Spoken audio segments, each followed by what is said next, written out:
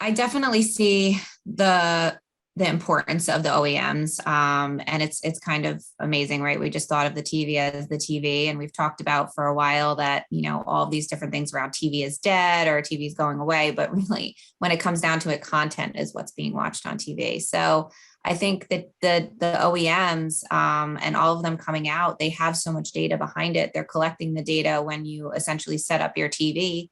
And if you set it up to have that prompt to actually, ingest the data, then that company has access to the data, and then they're sharing it out. Much like some of the OEMs are doing today. A lot of people use the data that the OEMs have in their measurement, and then obviously measurement is such a key talking point now in television in general. So I definitely think that today it's important to have the data that the OEMs have and to be partners with them, as well as, it's probably important to them to actually, give out their data to measurement companies that need and want to use it.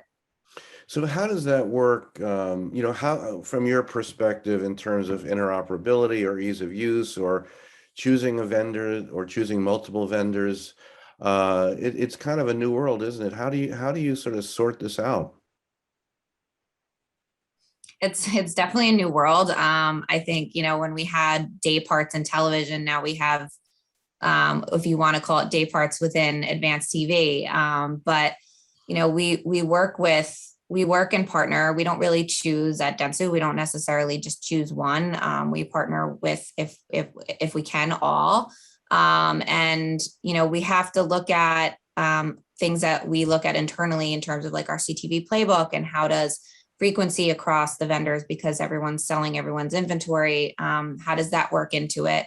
But overall, I mean, they have millions of users or I guess TVs sold. So the data is definitely important for us to have and to use and to be partners with all of them. We don't want to just really choose one.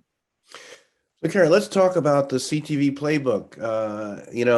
Give us a little sneak look at it. What are some strategies at Dentsu that you're using around CTV, and how that works, and perhaps in context of linear, in terms of the context of digital? What's the approach to CTV there at Dentsu? Our approach is essentially to be, screen agnostic, to make sure that we are building in and layering where frequency capping is happening, or frequency overload, I guess, is happening. We've done an amazing analysis, our team, in terms of the overlay of who's selling whose inventory. So we kind of know who we need to buy direct. And then we also have built into it, programmatic piece in order to really fully round it. We've cross-trained our buyers to be able to buy it in DSPs and in platform. But the CTV playbook, along with Ampower, which is our optimizer, allow us to make sure that we're planning from a video standpoint and not just a TV standpoint first. So we can look at video holistically and find the right balance. Not every client is going to have the same, maybe 55-45 mix between linear TV and connected TV or advanced TV. Some might be 80-20, some might be 80-20 the other way.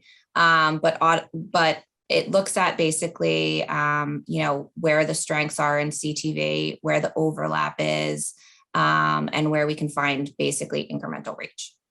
So, Cara, a big part of planning and activation is the use of identity in TV planning, and it's kind of new.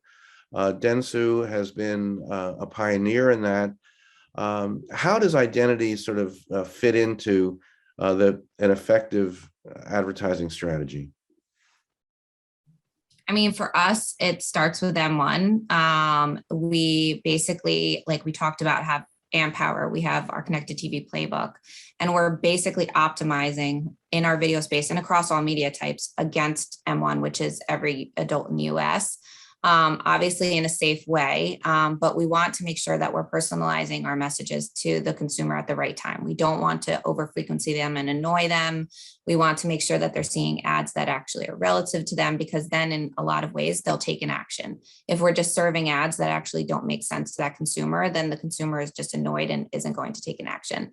So we want to make sure that every impression that we're landing is getting to that and meaning identity, and getting to the root of who the consumer is and what they want to see. And with M1, we're able to do that.